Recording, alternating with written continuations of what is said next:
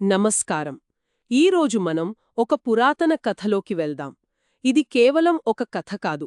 ఇందులో రాజకీయాలు, యుద్ధ వ్యూహాలు, అహంకారం, ఇంకా ఊహించని విజయాలు, నమ్మకాలకు సంబంధించిన ఒక పెద్ద ఘర్షణ ఉంది. మనం 11 రాజులు గ్రంథం 20వ అధ్యాయాన్ని చూస్తున్నాం. మన దగ్గర ఈ మూల గ్రంథం ఉంది. దానిలో ఇద్దరు రాజుల మధ్య జరిగిన ఒక నాటకీయ పోరు గురించి చాలా వివరంగా ఉంది. అవును. ఈ కథను సరిగ్గా అర్థం చేసుకోవాలంటే అప్పటి పరిస్థితులు కొంచెం తెలియాలి. ఇక్కడ మనం ఇస్రాయేలు గురించి మాట్లాడుకుంటున్నాం. అది ఆ ప్రాంతంలో ఒక ముఖ్యమైన రాజ్యమే గాని అజేయమైనది ఏమీ కాదు. దానికి పక్కనే సిరియా అంటే అరామీయులు రాజ్యముంది. వాళ్ల రాజధాని దమస్కో. ఇస్రాయేలు మీద ఆధిపత్యం కోసం సిరియా నిరంతరం ప్రయత్నిస్తూ ఉండేది. కాబట్టి ఈ కథలో మనం చూడబోయేది ఏదో యాదృచ్ఛికంగా జరిగిన గొడవ కాదు. అది ఒక పెద్ద భౌగోళిక రాజకీయ పోరాటంలో ఒక భాగమన్నమాట. సరే, ఆ నేపథ్యం చాలా ముఖ్యం. ఇప్పుడు కథలోని ప్రధాన పాత్రలను చూద్దాం. ఒకవైపు ఇజ్రాయెల్ రాజైన అహాబు, మరోవైపు సిరియా రాజైన బెన్హదదు. బెన్హదదు కేవలం ఒంటరిగా రాలేదు.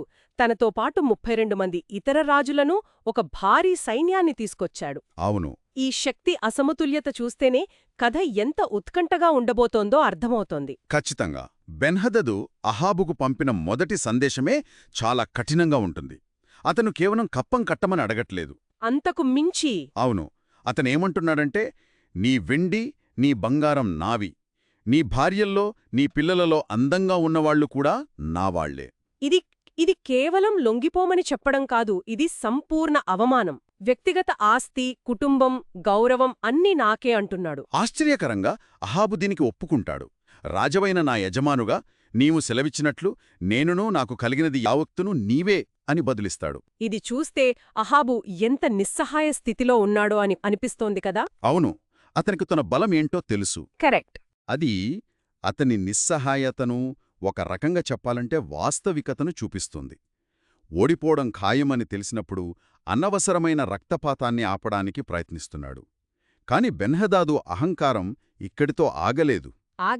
అతను ఇంకో మెట్టు పైకెక్కి, రేపు ఈ వేళకు నా సేవకులను నీయొద్దకు పంపిస్తాను. వాళ్లు నీ ఇంట్లో, నీ సేవకుల ఇళ్లల్లో వెతికి వాళ్ల కంటికి ఏది నచ్చితే అది దోచుకుంటారు అని రెండో సందేశం పంపాడు. ఇక్కడే పరిస్థితి మారుతుంది. మొదటి డిమాండ్ రాజకీయ లొంగుబాటుకు సంబంధించింది, కాని ఈ రెండోది ఇది పూర్తిగా వ్యక్తిగత అవమానం. అవును. రాజు ఇంటికే వచ్చి నచ్చింది దోచుకుంటామనడమంటే అది అరాచకం. దీనికి అహాబు ఎలా స్పందించాడు? ఈసారి అహాబు తన పెద్దలను సంప్రదించాడు. వాళ్లంతా ఏకమై ఈ మాటలకు అంగీకరించవద్దు అని సలహా ఇచ్చారు. బెన్హదాదు హద్దులు దాటడం వల్లే అహాబుకు ప్రతిఘటించే ధైర్యం, మద్దతు లభించింది. కొన్నిసార్లు ఒక శత్రువు అతిగా ప్రవర్తించడం కూడా మనకు మేలు చేస్తుంది. ఆ తర్వాత మాటల యుద్ధం మొదలవుతుంది. అహాబు ప్రతిఘటన గురించి విన్న బెన్హదదు, షోమ్రోను పట్టణంలోని ధూళి నా సైనికులందరికీ చెరొక పిడికెడు కూడా చాలదు అని గొప్పలు చెప్పుకున్నాడు. అంటే నా సైన్యం ఎంత పెద్దదంటే మీ నగరాన్ని నాశనం చేశాక వచ్చే దుమ్ము కూడా వాళ్లకు సరిపోదు అని. దీనికి అహాబు ఇచ్చిన సమాధానం అద్భుతం. అది ఇప్పటికీ ఒక సామెతలా నిలిచిపోయింది. నిజంగా అద్భుతం. అహాబు ఇలా అన్నాడు, ఆయుధాలు ధరించుకుంటున్నవాడు వాటిని విప్పి పక్కన పెడుతున్న వాడిలాగా అతిశయపడకూడదు. అంటే యుద్ధం మొదలుపెట్టేవాడు గెలిచినవాడిలా మాట్లాడకూడదని. కేవలం కొన్ని క్షణాల ముందు లొంగిపోవడానికి సిద్ధపడ్డ రాజు నోటి నుండి ఇంత ధైర్యమైన మాట రావడం కథకు ఊపినిచ్చింది. అవును. ఈ మాటలో ఒక తాత్వికమైన లోతుంది. ఆ ధైర్యం ఎక్కడ్నుండి వచ్చింది? కేవలం పెద్దల మద్దతు వల్లేనా, లేక ఇంకేమైనా ఉందా? ఇక్కడే కథలో ఒక దైవికమైన మలుపొస్తుంది. ఒక ప్రవక్త అహాబు దగ్గరకు వచ్చి, ఈ భారీ సైన్యాన్ని చూసి భయపడకు, ఈరోజు నేను వారిని నీ చేతికి అప్పగిస్తాను అని చెబుతాడు. అప్పుడు అహాబు ఎవరి ద్వారా అని అడిగాడు. ఆ ప్రవక్త చెప్పిన సమాధానం ఇంకా ఆశ్చర్యపరుస్తుంది. సైన్యం ద్వారా కాదట. మరి ఎవరి ద్వారా? రాజ్యాధిపతుల్లో ఉన్న యౌవనులు, అంటే ప్రాంతీయ అధిపతుల సేవకులైన 232 మంది యువకుల ద్వారా విజయం లభిస్తుందని చెబుతాడు. అంతేకాదు, యుద్ధాన్ని ప్రారంభించాల్సింది కూడా అహాబేననే స్పష్టం చేస్తాడు. అంటే యుద్ధ ప్రణాళిక చాలా విచిత్రంగా ఉంది. లక్షలాది సైనికులున్న శత్రువుపై కేవలం 232 మంది అనుభవం లేని యువకులతో దాడి చేయమంటున్నారు, అది మధ్యాహ్నం పూట. ఇది సైనిక వ్యూహంలా లేదు, ఆత్మహత్యా సదృశ్యంలా ఉంది. సరిగ్గా అదే పాయింట్. ఇది మానవ శక్తిపై ఆధారపడిన యుద్ధం కాదని చెప్పడమే దీని ఉద్దేశం. ఆ తర్వాత జరిగింది ఇంకా హాస్యాస్పదంగా ఉంటుంది. బెన్హదదు అతని 32 మంది రాజులు గుడారాల్లో కూర్చుని తాగుతున్నారు. ఓ, పార్టీ చేసుకుంటున్నారన్నమాట. అంతేగా, ఆ 232 మంది యువకులు బయటపు రాగానే బెన్హదదు వాళ్లను బతికుండగానే పట్టుకోండి అని ఆజ్ఞ ఇస్తాడు. వాళ్లు సమాధానం కోసమో యుద్ధం కోసమో వస్తున్నారని కూడా ఆలోచించలేదు. అతని అహంకారం చూడండి. వాళ్లను ఒక ముప్పుగా కూడా పరిగణించడం లేదు, ఆట వస్తువుల్లా చూస్తున్నాడు. అహంకారమే అతని కొంపముంచింది. ఆ యువకులు ఒక్కసారిగా దాడిచేసి ఎదురు వచ్చిన వాళ్లను చంపటం మొదలుపెట్టారు. ఆ ఆకస్మిక దాడికి సిరియన్ సైన్యంలో గందరగోళం చెలరేగింది. వాళ్లు భయంతో పారిపోయారు. తాగి మత్తులో ఉన్న బెన్హదదు కూడా గుర్రం మీద పారిపోయాడు. విజయం చాలా వేగంగా, నిర్ణయాత్మకంగా వచ్చింది. అవును, కాని ఇక్కడ కథలో అసలైన ఆసక్తికరమైన భాగం ఇప్పుడే మొదలవుతుంది. యుద్ధం ముగిశాక సిరియన్లు తమ ఓటమిపై చేసుకున్న విశ్లేషణ. అవును, వాళ్ల సమీక్ష సమావేశం భలే ఉంటుంది. సాధారణంగా ఓడిపోయిన సైన్యం ఏం చర్చిస్తుంది? మన వ్యూహం తప్ప, లేక మన రాజులు తాగి ఉండటం తప్ప అని ఆలోచిస్తారు. కాని వీళ్లు చెప్పిన కారణం పూర్తిగా భిన్నమైనది. ఖచ్చితంగా. వాళ్ల విశ్లేషణ సైనికపరమైనది కాదు, అది ఒక ఆధ్యాత్మిక విశ్లేషణ. అవును, కరెక్ట్. ఒక ఆధ్యాత్మిక విశ్లేషణ. వాళ్ళు ఏమన్నారంటే, వారి దేవతలు కొండల మీద ఉండే దేవతలు. అందుకే వాళ్లు మనకంటే బలవంతులయ్యారు. మనం వాళ్లతో మైదానంలో యుద్ధం చేస్తే ఖచ్చితంగా గెలుస్తాం. ఓ, అదా సంగతి. దీని కొంచెం వివరిస్తారా? కొండదేవతలు, లోయదేవతలు అంటే ఏమిటి? ఇది పురాతన ప్రపంచంలోనే ఒక సాధారణ నమ్మకం. అంటే చాలా సంస్కృతులలో దేవతలకు నిర్దిష్టమైన ప్రాంతాలు లేదా అధికార పరిధులు ఉంటాయని నమ్మేవారు. ఉదాహరణకు, ఒక దేవుడు ఒక పర్వతానికో, ఒక నదికో లేదా ఒక నగరానికో అధిపతిగా ఉండేవాడనమాట. సిరియన్లు ఇస్రాయేల్ దేవుణ్ణి తిరస్కరించడం లేదు. వాళ్ళు అవును, అతనికి శక్తి ఉంది, కాని అది కేవలం కొండల మీదే పనిచేస్తుంది అని వాదిస్తున్నారు. అంటే వాళ్ల సైనిక వ్యూహం ఇప్పుడు వారి మత విశ్వాసంపై ఆధారపడి ఉంది. అంతే. యుద్ధక్షేత్రాన్ని మార్చితే శత్రుదేవుడి బలాన్ని నిర్వీర్యం చెయ్యొచ్చు. ఇది వ్యూహం, నమ్మకం కలగలిసిన ఒక అద్భుతమైన ఆలోచన. వాళ్ళు సైనికపరంగా కూడా కొన్ని మార్పులు చేశారు కదా? అవును. రాజకీయంగా నియమించబడిన 32 మంది రాజులను తొలగించి వారి స్థానంలో అనుభవజ్ఞులైన సేనాధిపతులను నియమించుకున్నారు. కాబట్టి వాళ్ళు ఒక ఆచరణాత్మక పాఠం నేర్చుకున్నారు. కాని ఆధ్యాత్మిక పాఠాన్ని పూర్తిగా తప్పుగా అర్థం చేసుకున్నారు. మరోవైపు అదే ప్రవక్త మళ్లీ అహాబ్ జనరకు వచ్చి, జాగ్రత్త, వచ్చే ఏడాది సిరియన్లు మళ్లీ దాడి చేస్తారు, సిద్ధంగా ఉండు అని హెచ్చరిస్తాడు. 1 సంవత్సరం తర్వాత రెండవ యుద్ధం జరుగుతుంది. ఈసారి వ్యత్యాసం ఇంకా స్పష్టంగా ఉంది. సిరియన్ సైన్యం దేశమంతా నిండిపోగా ఇశ్రాయేలీలు 2 చిన్న మేకపిల్లల మందల వలె ఉన్నారని వర్ణించబడింది. ఆ పోలిక ఎంత శక్తివంతంగా ఉందో! మళ్లీ అదే దైవజనుడు అహాబు ముందుకు వస్తాడు. ఈసారి రాబోయే విజయానికి కారణాన్ని ఇంకా స్పష్టంగా వివరిస్తాడు. ఏమని? ఇజ్రాయేలు దేవుడు కేవలం కొండల దేవుడు మాత్రమే కాదు, లోయల దేవుడు కూడా అని మీరు తెలుసుకునేందుకే ఈ విజయం అని చెబుతాడు. అంటే యుద్ధం అహాబు కోసం కాదు, లేదా ఇజ్రాయేలు కోసం కాదు. ఇది సిరియన్ల తప్పుడు సైద్ధాంతిక నమ్మకాన్ని సరిదిద్దడానికి జరుగుతోంది. ఫలితమెలా ఉంది? వినాశకరంగా ఉంది. ఒకే రోజులో సిరియన్లు 1,00,000 మంది కాల్బలాన్ని కోల్పోయారు. మిగిలిన వాళ్లు అఫెక్కు అనే పట్టణంలోకి పారిపోతే అక్కడ గోడ కూలి మరో 27,000 మంది చనిపోయారు. అది సంపూర్ణమైన ఓటమే. ఇక్కడే కథ ఒక అనూహ్యమైన మలుపు తీసుకుంటుంది. నిన్నటి వరకు గర్వంతో విర్రవీగిన బెన్హదదు ఇప్పుడొక గదిలో ప్రాణభయంతో దాక్కున్నాడు. అప్పుడు అతని సేవకులు అతనికొక సలహా ఇస్తారు. అవును, వాళ్ళు, మనం విన్నాం ఇశ్రాయేలు రాజులు దయగలవారని.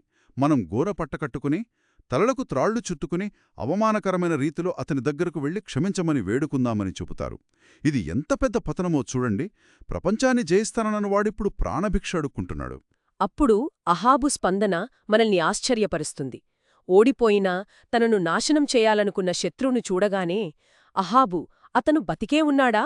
అతను నా సహోదరుడు అని అంటాడు. ఇది ఎవరూ ఊహించని మాట కదా? అస్సలు ఊహించని మాట. ఆ మాట వినగానే బెన్హదద్ సేవకులు దాన్ని ఒక మంచి శకునంగా తీసుకుని అవును బెన్హదద్ నీ సహోదరుడే అని పునరుద్ఘాటిస్తారు. అహాబు అతన్ని తన రథం మీద ఎక్కించుకుని అతనితో ఒక ఒప్పందం చేసుకుంటాడు. రాజకీయంగా చూస్తే ఇది ఒక తెలివైన చర్యలా కనిపిస్తోంది. సిరియన్లు గతంలో ఆక్రమించుకున్న నగరాలను తిరిగి పొందడం, దమస్కులో వాణిజ్య హక్కులను సంపాదించడం. అవును, చాలా ప్రయోజనాలున్నాయి. ఒక యుద్ధాన్ని దౌత్యంతో ముగించడం మంచిదే అనిపిస్తోంది. కాని కథనం దృష్టిలో ఇది ఒక భారీ చారిత్రక తప్పిదం. ఒక నిమిషం, దీన్ని అర్థం చేసుకోవడానికి ప్రయత్నిద్దాం. ఒక ఆధునిక, లౌకిక దృష్టితో చూస్తే అహాబు చేసింది చాలా తెలివైన పని. యుద్ధాన్ని ముగించాడు, తన దేశానికి వనరులు సంపాదించాడు, ఒక శత్రువును మిత్రుడిగా మార్చుకునే ప్రయత్నం చేశాడు. కాని గ్రంథం దీన్ని ఒక పెద్ద వైఫల్యంగా ఎందుకు చూపిస్తుంది? ఈ రెండు దృక్కోణాల మధ్య ఉన్న అసలు సంఘర్షణ ఏమిటి? అద్భుతమైన ప్రశ్న. ఈ సంఘర్షణే ఈ కథకు గుండెలాంటిది. ఇది మానవ రాజకీయ జ్ఞానానికి, దైవిక ఆజ్ఞకు మధ్య ఉన్న పోరాటం. అహాబు దృష్టిలో బెన్హదదు ఓడిపోయిన ఒక రాజు, ఒక రాజకీయ ఆస్తి. అతన్ని చంపడం కంటే అతనితో ఒప్పందం చేసుకోవడం వల్ల ఎక్కువ ప్రయోజనముంది. కాని ప్రవక్త దృష్టిలో అవును, ప్రవక్త దృష్టిలో, దేవుని దృష్టిలో బెన్హదదు శపించబడినవాడు. అతనిపై తీర్పు ఇప్పటికే ఇవ్వబడింది. అహాబుకు ఇవ్వబడిన పని ఆ తీర్పును అమలు చేయడం.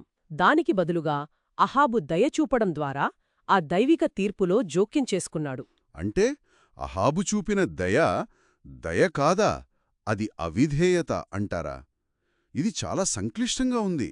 సరే, అహాబు తన శత్రువును వదిలేశాడు. దీనికి ఎలాంటి స్పందన వచ్చింది? ఊహించినట్లే మంచి స్పందన రాలేదు. కాని ఆ స్పందన వచ్చిన విధానం చాలా నాటకీయంగా ఉంటుంది. ఇంకో ప్రవక్త ఒక ప్రదర్శనను ఏర్పాటు చేస్తాడు. ఇది నేరుగా చెప్పడం కంటే అనుభవం ద్వారా తెలియజేసే ఒక పద్ధతి. ఆ ప్రదర్శనేంటి? ఎందుకంత నాటకీయత? కేవలం నేరుగా వచ్చి సందేశం ఇవ్వలేడా? ప్రవక్తలు కేవలం సందేశహరులు కాదు, వాళ్ళు సజీవ సంకేతాలు. వాళ్ల చర్యలు కూడా సందేశంలో భాగమే. ఈ ప్రవక్త కావాలనే తనను తాను గాయపరుచుకుని, ముఖానికి గంతలు కట్టుకుని, మారువేషంలో రాజుదారిలో నిలబడతాడు. ఒక నాటకంలాగా. అంతే. అహాబు రాగానే అతనికి ఒక కల్పిత న్యాయపరమైన సమస్యను వివరిస్తాడు. అదెలా ఉంటుందంటే, అతనిలా చెబుతాడు, రాజా, నేను యుద్ధంలో ఉండగా ఒకడు నా దగ్గరకు ఒక ఖైదీని తీసుకొచ్చి, ఇతన్ని కాపలా కాయు, తప్పించుకుంటే అతని ప్రాణానికి బదులుగా నీ ప్రాణం పోతుంది, లేదా నువ్వు వెండి తలంతులు చెల్లించాలి అని చెప్పాడు. కాని నేను అటూ ఇటూ పనిలో ఉండగా వాడు తప్పించుకున్నాడు అని ఫిర్యాదు చేస్తాడు. అప్పుడు అహాబు ఒక న్యాయాధిపతిగా తెలియకుండానే తన తీర్పును తానే ఇచ్చుకుంటాడు. నీవే చెప్పుకున్నావు కదా, నీకు శిక్ష తప్పదు అనంటాడు. ఆ క్షణంలోనే ఆ ప్రవక్త తన ముఖం మీద ఉన్న గంతలు తీసేస్తాడు. అప్పుడు అహాబు అతన్ని ఒక ప్రవక్తగా గుర్తిస్తాడు. అప్పుడు అసలు తీర్పు ప్రకటింపబడుతుంది. నేను నాశనం చేయమని శపించిన వ్యక్తిని నీవు నీ చేతిలో నుండి తప్పించుకుపోనిచ్చావు.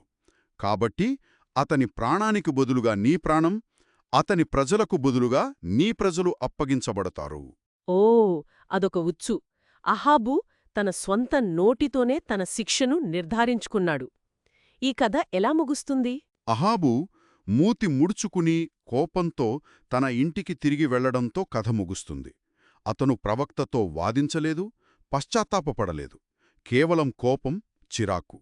ఈ ముగింపు మొత్తం కథను పునర్నిర్వచిస్తుంది. ఇది కేవలం సైనిక విజయాల గురించి కాదు, ఇది దైవిక ఆజ్ఞను నెరవేర్చడం గురించి. అహాబు 2 అసాధ్యమైన యుద్ధాలను గెలిచాడు, కాని చివరికి ఆధ్యాత్మికంగా ఓడిపోయాడు. అతని రాజ్యానికి మరణశిక్ష పడింది. కాబట్టి సైనిక వ్యూహం, రాజకీయ ఎత్తుగడలతో మొదలైన ఒక కథ చివరికి విధేయత, దైవిక తీర్పు గురించిన ఒక లోతైన పాఠంతో ముగుస్తుంది. ఖచ్చితంగా. మానవ విజయం, దైవిక దృష్టిలో విజయమనేవి ఎంత భిన్నంగా ఉంటాయో ఇది చూపిస్తోంది. అహాబుకు ఓడిపోయిన రాజు ఒక ఒప్పందానికి అవకాశం కనిపించాయి. కాని ప్రవక్తకు దేవునిచే శపించబడిన ఒక వ్యక్తి కనిపించాడు. అతన్ని ఒక మానవరాజు తన స్వంత దయతో విడిచిపెట్టాడు. ఇది చాలా ముఖ్యమైన ప్రశ్నలను లేవనెత్తుతుంది. మన శ్రోతలాలోచించడానికి చివరిగా ఒక ఆలోచన వదిలిపెడదాం. దయ ఎప్పుడు సద్గుణమవుతుంది మరియు ఎప్పుడు న్యాయాన్ని నెరవేర్చడంలో వైఫల్యమవుతుంది? ఈ కథ ఒక రాజు చూపిన దయ ఒక తీవ్రమైన పాపంగా ఖండించబడిన అరుదైన పరిస్థితిని మన ముందుంచుతుంది. బహుశా అన్ని దయలు సమానం కాదేమో. ఒక నాయకుడి బాధ్యత కొన్నిసార్లు తన స్వంత కరుణ లేదా రాజకీయ జ్ఞానాన్ని దాటి ఉన్నతమైన ప్రమాణానికి కట్టుబడి ఉండాలని ఈ కథ సూచిస్తుందా? ఇది ఆలోచించాల్సిన విషయం.